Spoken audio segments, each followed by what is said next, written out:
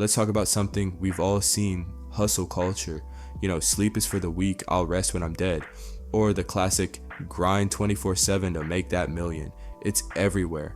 From Instagram posts to YouTube gurus, it's like if you're not constantly working, you're somehow losing at life.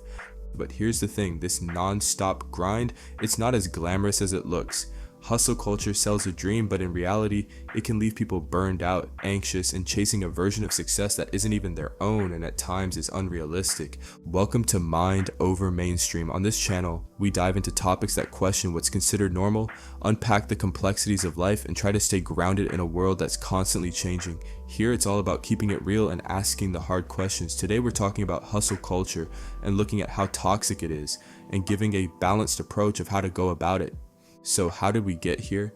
The idea of hustling isn't new. People have always worked hard, but somewhere along the way, hard work turned into toxic productivity.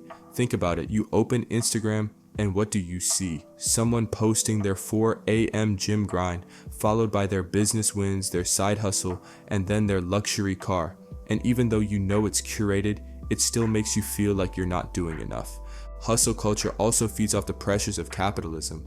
We live in a world where being busy equals being valuable, and if you're not constantly productive, there's this fear that you'll fall behind, because let's be honest, most of us are just trying to keep up, not get left behind.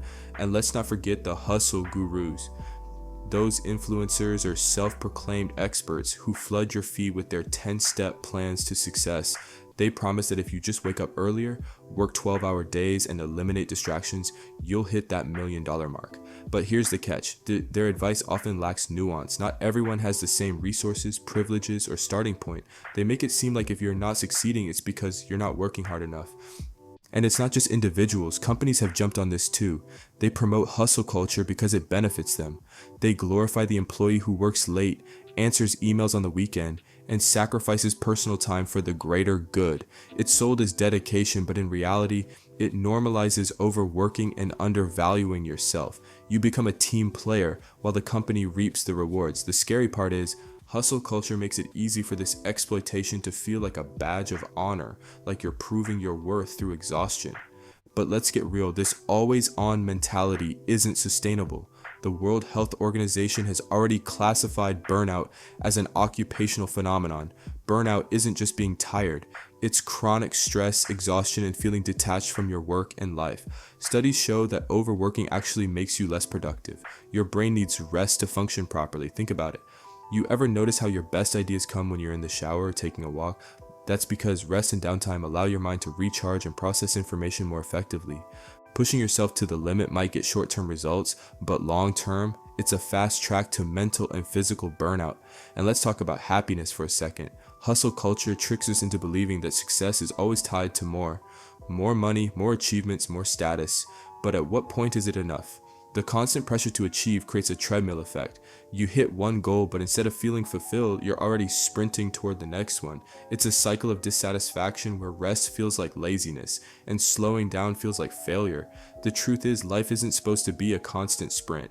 Sometimes slowing down is exactly what you need to appreciate what you've already achieved and recalibrate your priorities. Another thing hustle culture does, it makes ordinary feel like failure. Social media shows us the extremes: billionaires, 20-somethings with Lambos, and entrepreneurs crushing it every second of the day. And it's not just unrealistic, it's damaging. There's this unspoken rule that if you're not chasing millions or squeezing every dollar out of your time, you're not ambitious enough. But here's the truth. Not everyone wants or even needs to live that life. There's nothing wrong with finding joy in a slower pace. Having time for family, friends, hobbies, or just doing nothing doesn't make you lazy. It makes you human. Not everyone's version of success looks the same, and that's okay. Here's the thing. Social media is basically a highlight reel. People only show their best moments, not their struggles, failures, or quiet days in between.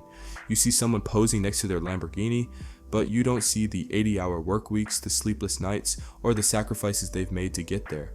And sometimes it's not even real. Rented cars, staged photos, and perfectly curated content can create an illusion of success that pressures us to compare our behind the scenes to someone else's filtered highlights. It's a recipe for feeling inadequate even when you're doing perfectly fine.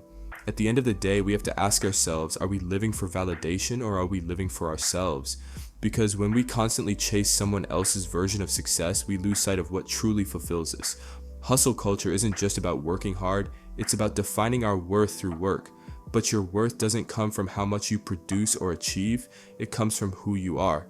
And sometimes the bravest thing you can do is step off the hamster wheel, embrace the ordinary, and find contentment in a life that's yours, unfiltered and real. When it comes to productivity, here's something I think a lot of us need to hear. Your worth isn't tied to how productive you are. Hustle culture tricks us into thinking we're only valuable if we're busy or grinding for something.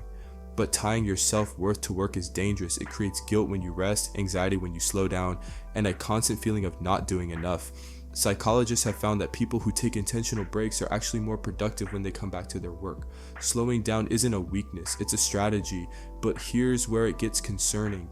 This mindset is being pushed on younger generations at an alarming rate. Social media platforms like TikTok and Instagram are flooded with self-proclaimed hustle gurus who preach the idea that every second of your life needs to be monetized.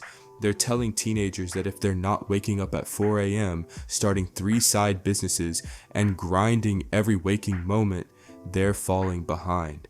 This sets an unrealistic and harmful standard, teaching kids to equate their worth with how much they produce, often at the cost of their mental and emotional well-being. And let's think about where this could lead us as a society. If we continue to glorify hustle culture, we're creating a future where rest is viewed as a luxury instead of a necessity. We're raising a generation that might look successful on paper, but feels empty on the inside, constantly seeking validation through their productivity instead of finding fulfillment in their relationships, passions, and inner peace. A society that prioritizes work over well-being doesn't thrive, it fractures. And it's up to us to step back, challenge these toxic ideals, and teach the value of balance, rest, and self-worth that isn't tied to output. So you might be asking, what's the alternative? It's balance. Hard work and ambition aren't bad things, but they need to come with boundaries. And here's the kicker. When you take care of yourself, you're better at everything you do, whether that's working, creating, or just living your life. Balance doesn't mean you stop being ambitious or striving for success. It means you create a system where you can achieve those goals without sacrificing your mental health, relationships, or sense of self. Taking care of your mind and body allows you to show up fully, not just for work, but for the people and experiences that make life meaningful. Success built on burnout isn't really success, it's survival. So here's the challenge. Redefine what success means to you.